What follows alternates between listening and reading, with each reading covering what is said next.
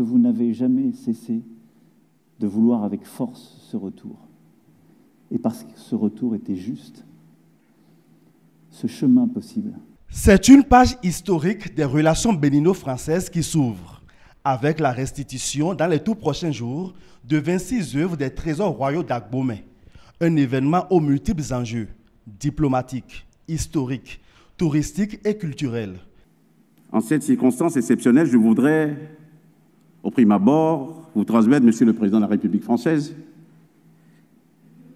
les salutations chaleureuses ainsi que les remerciements du Président Patrice Talon.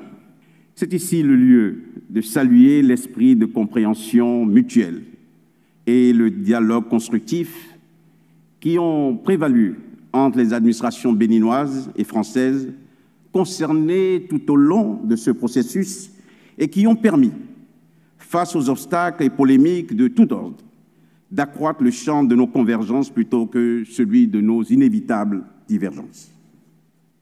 Par l'ampleur des résonances qu'elles suscitent au plan international, le Bénin et la France donnent à voir au monde, à travers la concrétisation de cette restitution de biens culturels, un modèle de coopération muséale et patrimoniale qui se veut exemplaire en la matière. De belles et prestigieuses pièces du patrimoine artistique et dynastique du Dahomey, pillées à l'occasion des guerres coloniales.